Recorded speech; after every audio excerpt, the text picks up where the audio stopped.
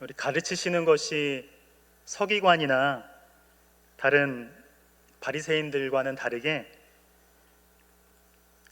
가르치시는 것이 완전히 권세 있는 자처럼 전하시는 우리 예수님께서 가시는 데마다, 예수님이 가실 때마다 항상 참 놀라운 일들이 일어났는데, 그 앞에 가면은 귀신이 떠나가고, 그리고 참 이 병이 낫겠는가 하는 그런 불치병도 그 예수님 앞에만 가면은 낫게 되는, 심지어 귀신 들린 사람이 말씀으로 말미암아 그 귀신이 떠나가는 그런 놀라운 그런 일들이 나타날 때 예수님 앞에 많은 사람들이 모이게 되는 것은 너무나 당연한 일이죠. 오늘 본문에도 보니까 많은 무리가 모여 있었다라고 이렇게 본문은 말씀을 하고 있는데요, 우리 예수님께서 거니실 때 참 많은 무리들, 수많은 무리들이 왔다라는 이야기입니다. 오늘 본문을 보면은 베드로가 밤이 새도록 물고기를 잡잖아요. 그러니까 지금 시간은 밤일까요, 낮일까요? 아마 아침 시간일 거예요. 아침 시간에 많은 사람들이 왔다는 것은 참 저는 되게 신기하게 봤습니다. 아침에, 이른 아침부터 많은 사람들이 예수님을 따른다고 그랬을 때 이 사람들은 도대체 뭐 하는 사람들인가, 그런 생각을 했어요. 이 많은 사람이라고 했을 때 여러분, 많은 사람은 뭐 20, 30명 모인 게 아닙니다. 예수님이 말씀 전하실 때 한 번은 2만 명 가까이 모인 적도 있어요. 떡 먹은 사람들, 물고기 먹은 사람들, 여자만 5천 명이랬으니까 한 2만 명 모였을 텐데, 그 수많은 사람들이 이른 아침에 이렇게 예수님을 따른다고 그랬을 때 이 사람들은 도대체 무슨 사람들인가, 어떤 사람들인가, 뭐 하는 사람들인가, 좀 궁금증이 좀 생기더라고요. 이 사람들은 할 일이 없나, 다 실업자들인가, 이런 생각들을 좀 했는데요, 근데 한 가지 좀 생각나는 게 좀 있더라고요. 이 많은 무리들은 삶이 여러분 굉장히 단순했을 것 같아요. 삶이 단순하니까 참 예수님이 가시는 길에 그렇게 참 열심히 따라다닐 수 있지 않았나, 그런 묵상을 좀 했습니다. 요즘은 참 많이 바쁘지 않습니까? 삶이 복잡해요. 하나님이 불 끄면 다 같이 누워서 자고, 하나님이 불 켜면 이렇게 일하던 그런 것을 벗어나서 이제는 밤에도 다 불을 켜서 밤늦게까지 일을 하고 생활을 하니 얼마나 복잡하고 힘든 그런 피곤한 삶을 살고 있어요, 저희들이요.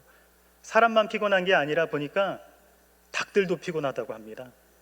알 많이 나라고 불을 그냥 24시간 켜놓은대요. 닭들만 피곤한 게 아니라 깻잎도 피곤하다는 얘기를 들었습니다. 빨리빨리 크라고 제가 그런 얘기를 들었는데, 우리의 삶이 너무나 복잡해요. 너무나 복잡해가지고 참 피곤한데, 자, 하나님께 우리가 좀 마음을 결단하면서 좀 단순한 삶을 살 수 있도록 하나님 도와주시옵소서 하면서 결단하면서 우리의 삶을 좀 조정할 필요가 있지 않나, 그런 생각을 했습니다. 그리고 두 번째, 이 많은 무리들, 이 사람은 도대체 어떤 사람들인가, 이렇게 좀 묵상을 해보니까 이 사람들은요, 의지할 게 별로 없더라고요. 의지할 게, 예수님만 의지하는 거죠. 요즘은 의지할 게 얼마나 많이 있습니까? 참 예전 우리 선배 목사님들 보면은 그 시절에 멍석만 깔아놓고 강대상만 하나 갖다 놓으면 참 많은 성도들이 나왔죠. 그 시절이 참 그립기도 한데, 참 그때는 의지할 게 없으니까 교회 나와서 하나님 앞에 기도하면서 하나님만 의지하는 그런 모습들이 있었어요. 저도 과거에 중학생 시절에 이제 제가 살던 안성에서 평택까지 부흥회가 있다고 그래서 우리 권사님들, 집사님들 함께 봉고차에 같이 타서 1시간 가까이 되는 거리를 부흥회를 다녀왔던 적이 있는데, 요즘은 가까운 우리도 교회랑 가까운 어떤 교회에서 부흥회 한다고 했을 때 가요, 안 가요? 이거 봐요, 대답이 없으시잖아요. 요즘 잘 안 갑니다. 요 근처에 아주 몇 년 전에 굉장히 유명한 목사님들이 그냥 매일매일 막 이렇게 3G로 해서 오셨다고 했는데도 간 사람이 얼마나 될까 싶어요. 물론 그 교회 성도님들은 갔겠죠. 저 내일부터 특별 새벽 기도회 이제 시작이지 않습니까? 여기 계신 분들은 다 나올 줄로 믿습니다. 아멘. 안 하신 분들은 뭐예요? 다 나오실 수 있길 바랍니다. 좀 삶이 좀 단순해지고, 그리고 우리가 다른 어떤 것을 의지하는 것이 아니라, 요즘 젊은이들은요 핸드폰을 그냥 붙잡고 살아요. 그거 하나면 다 됩니다. 그런 거 의지하는 것이 아니고 정말 하나님 의지하면서 단순하게 하나님 바라보면서 나아가는, 이 예수님 당시에 이 많은 수많은 무리들이 그랬던 것처럼 참 말씀이 있는 곳이라면은 그냥 만사 제쳐놓고 이렇게 나아가는 그런 모습들이 우리 신강두레교회에서 있었으면 좋겠어요.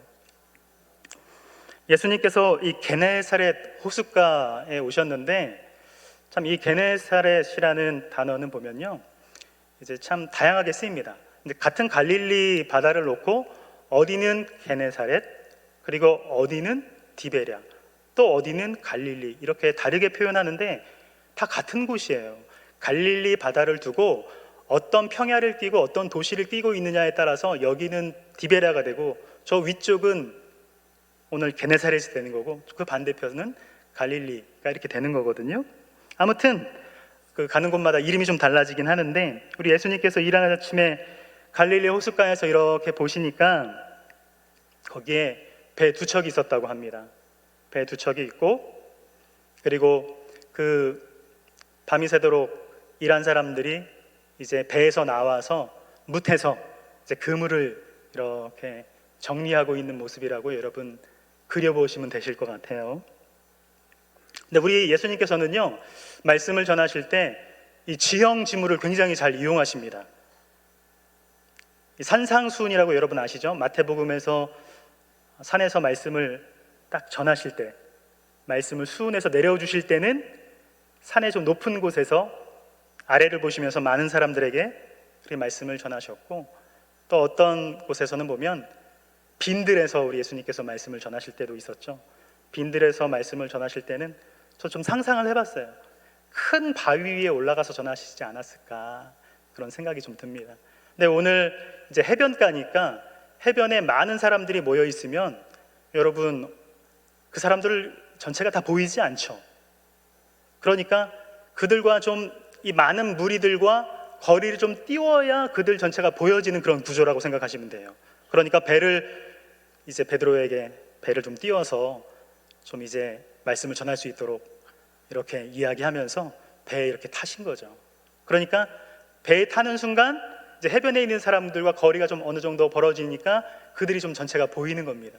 아주 우리 주님께서는 지형 지물을 잘 이용해서 말씀을 전하세요.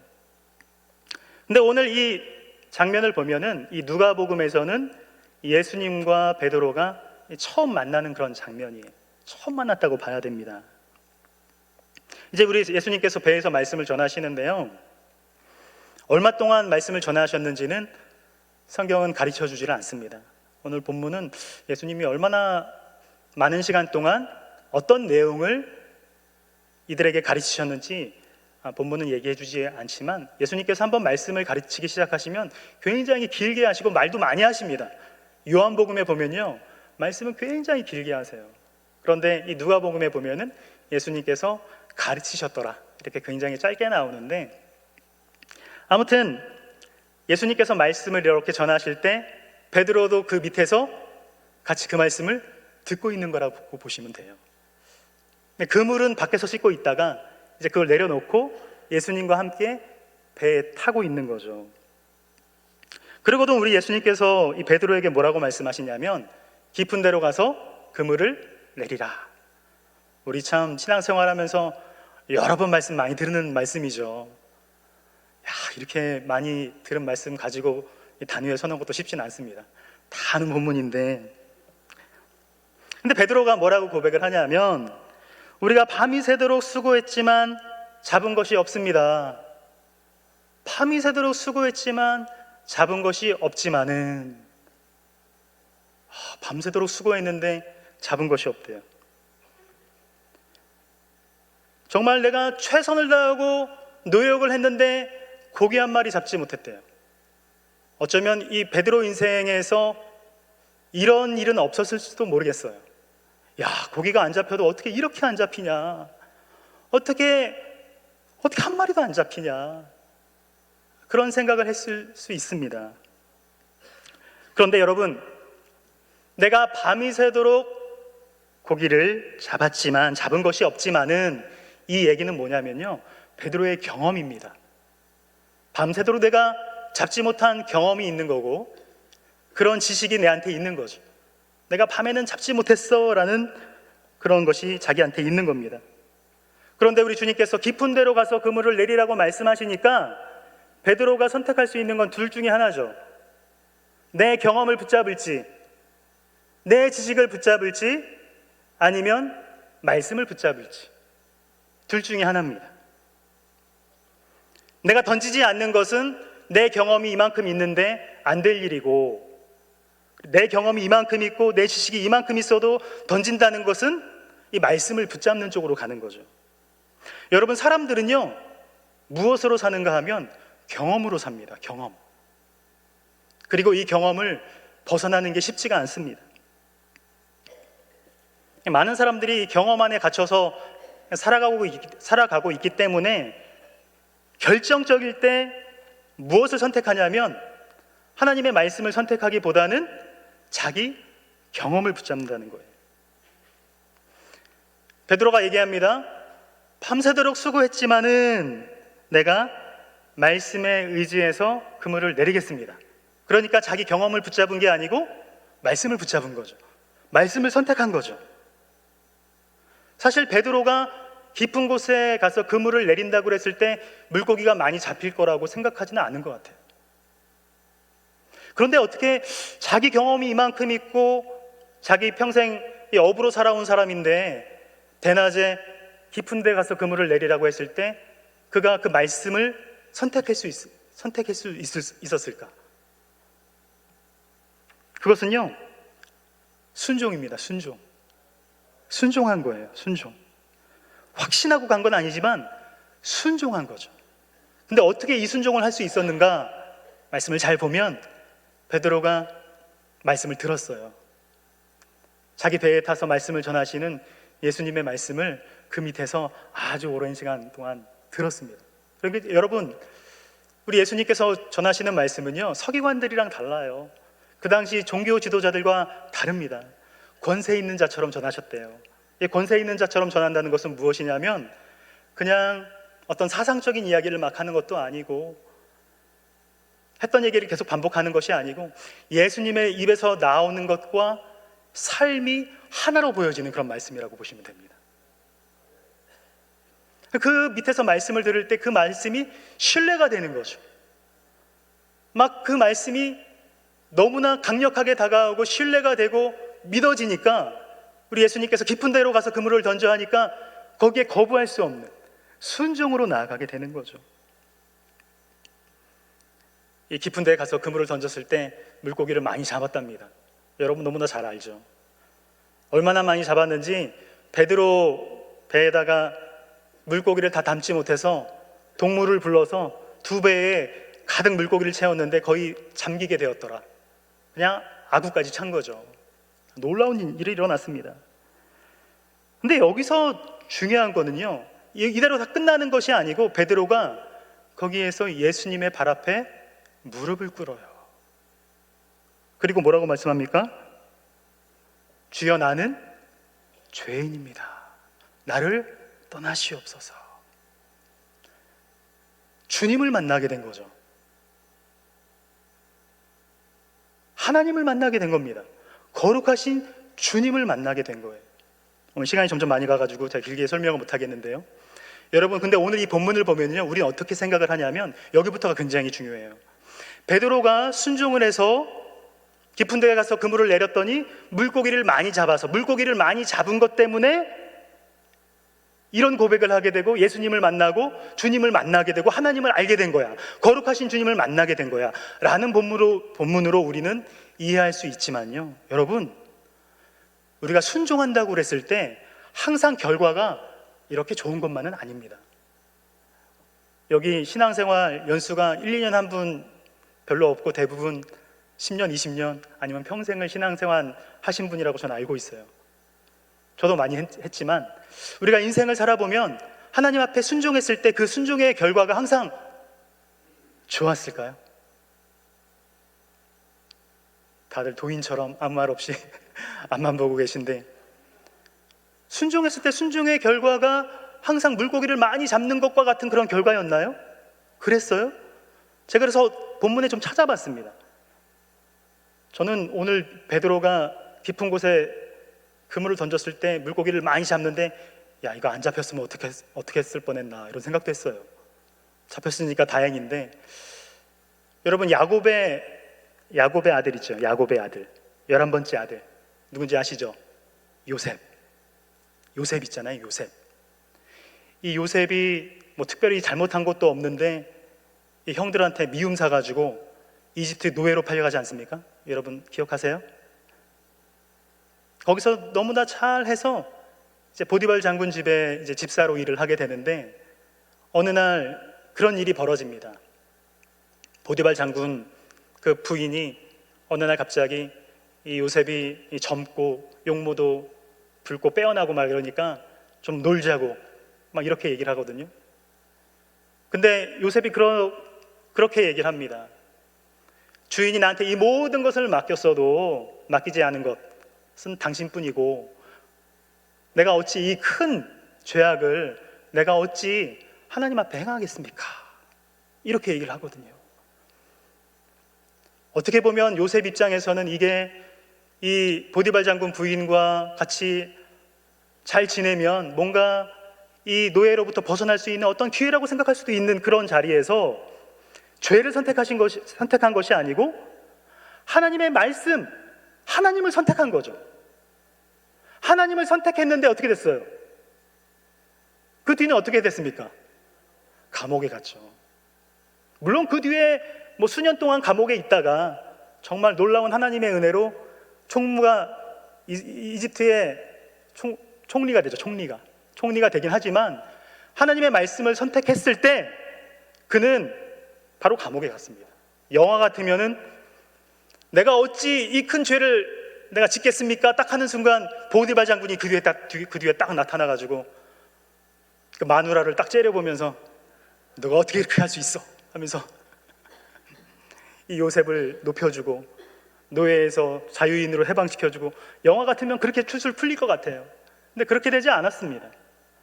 근데 우리의 인생을 살아갈 때도 여러 가지 선택의 길이 있죠. 2025년 시작한 지 벌써 12일 됐어요. 앞으로 우리가 2025년을 살아갈 때 많은 선택의 그런 기로에 있을 것입니다. 크고 작은 선택의 기로들이 많이 있을 텐데,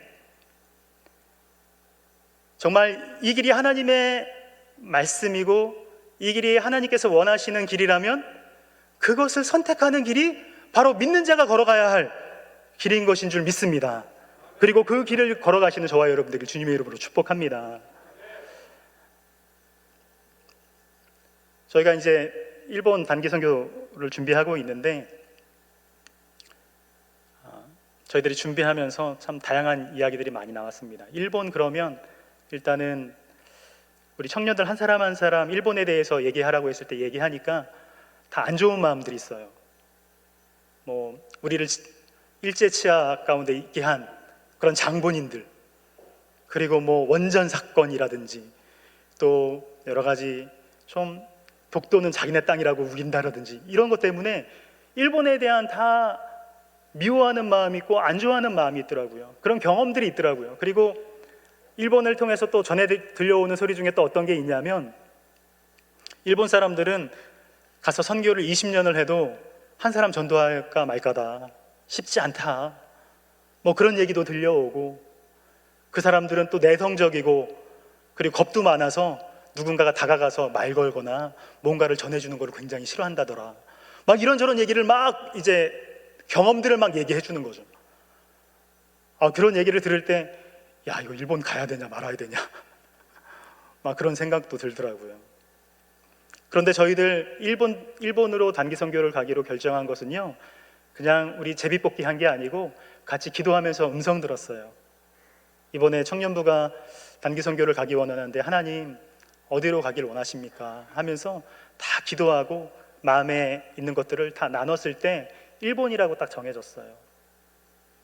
우리가 이런 얘기도 듣고 저런 얘기도 듣고 부정적인 얘기를 많이 듣고 이런 경험도 듣고 저런 경험도 들었지만 저희 청년들은 하나님의 말씀을 선택하기로 했습니다. 그래서 그 땅으로 나아가는 거죠. 또 한 사람 오늘 말씀 준비하면서 생각난 사람이 있어요. 그 사람 누구냐면 아브라함이에요. 아브라함 100세에 낳은 그 아들 정말 잘 키워서 이 나무 이제 지게에다가 나무를 잔뜩 지울 만큼 건장하게 잘 키웠는데 하나님께서 너 사랑하는 독자 그 이삭 그 아들을 내가 지시하는 땅 거기서 번제로 바치라 했을 때 여러분 아브라함이요 참 변명하지 않았습니다. 뭐 이렇게 얘기할 수도 있잖아요. 이건 무슨 마귀 소리냐 이게 하면서 이건 마귀 소리라고도 할 수도 있고 내가 또 바쁘니까 내가 며칠 지체할 수도 있고 뭐 여러 가지 이만저만한 핑계를 얼마든지 댈 수 있는데 창세기 말씀에 보니까 이른 아침에 일어났대요. 그리고 번제에 쓸 나무를 아브라함이 직접 쪼갭니다. 그걸 자식에게 메워가지고 이른 아침에 가는데 딱 말씀이 떨어지니까 딱 순종하는 거죠. 이런 경험도 있고 저런 경험도 있고 인생의 연륜도 많이 있지만 그걸 선택한 게 아니라 하나님 말씀이 딱 떨어지니까 그 말씀 선택하는.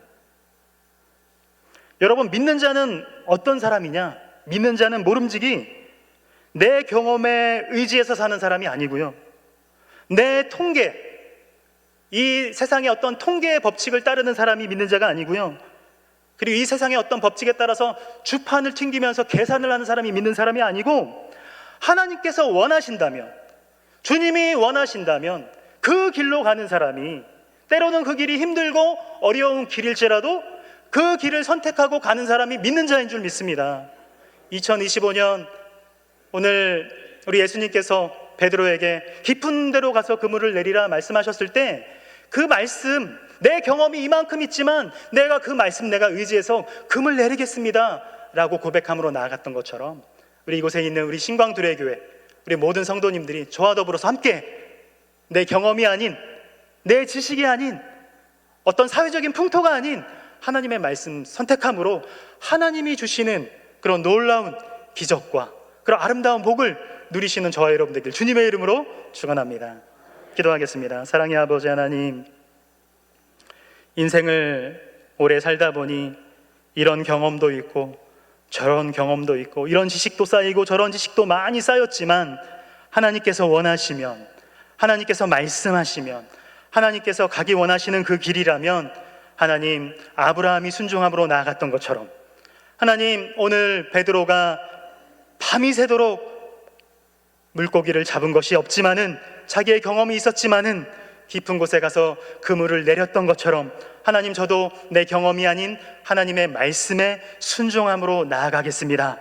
그렇게 다짐하며 고백하며 나아가는 우리 모든 우리 택한 주의 백성들 가운데 주여 하나님 은총 베풀어 주시고 그러한 말씀을 선택하는 저희들 될 수 있도록 주여 힘 주시고 은혜 베풀어 주시옵소서. 그렇게 이끄실 주님을 찬양하며 예수님의 이름으로 기도드립니다. 아멘.